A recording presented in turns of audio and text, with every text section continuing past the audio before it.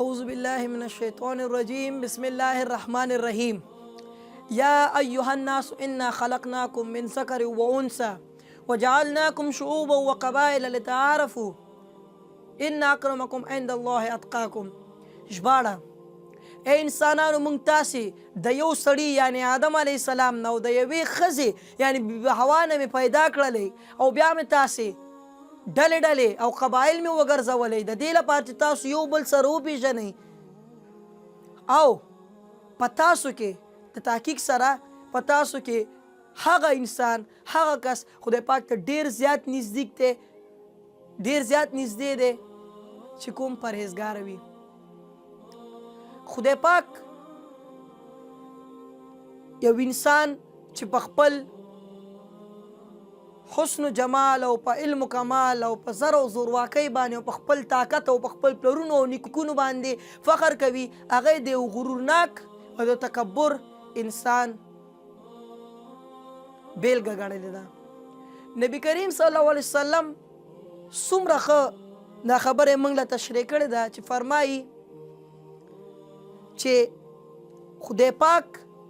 په خپل نیکونو باندې او په خپل پلرونو باندې فخر کول او جاطلبي او غرور او تکبر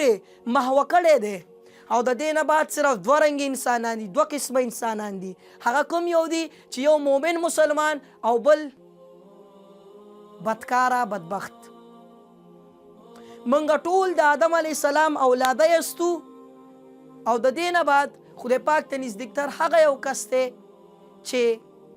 صرف او صرف پرهیزګاره وي. باید موږ د هغه کسانو نه یا د هغه څه نه باید ډډه وکړو، یعنې موږ په خپل پلرونو باندې باید فخر ونه کړو په هغه انسان باندې چې د خاورو نه جوړ شوی دی چې صرف د جهنم خشاک دي، یا همدارنګې خدای پاک ته د هغه څه نه د هغې ځناور نه یا د هغې ماشي نه هم ډېر زیات ذلیله دی چې په خپل خولې باندې ګندګي یا نجاست اړغړوي او بیا یې له یو ځي نه بل ځي لا وړي. نو په کار موږ له دا ده چې باید عاجزان اوسو او په خپل نیکونو او پلرونو باندې او په خپل حسن و جمال باندې او علم و کمال او زر و زورواکۍ باندې باید فخر او ویاړ ونه کړو. له څه مودې را په دې خوا تاسو په سوشل میډیا کې ځینې داسې کسان ترسره کوی شئ چې هغه د خپل علم او د خپل قلم د تقدس پروا خو یې لا څه چې د هغه دین او د هغه ایمان چې دوی یې دعوه کوي د هغې هم پروا ونه کړله او دوی صرف د خپل ځان او د خپل د کورنۍ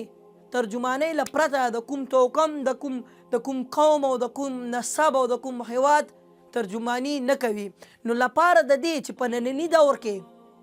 موږ د مسلمان ملکونو ترمنځ هغه خلیج هغه فاصله راکمه کړو او ځان له عصبیت او د تعصب او د توکم پالنې نه وساتو چې په دې دنیا خو یو ذلیل چې بیا په هغه دنیا کې یعنی په آخرت کې د خدای پاک له گرفت څخه بچ شو. ډېره زیاته مننه. والسلام علیکم ورحمة الله وبرکاتہ. ستاسو ورور سباو ننګرهاری.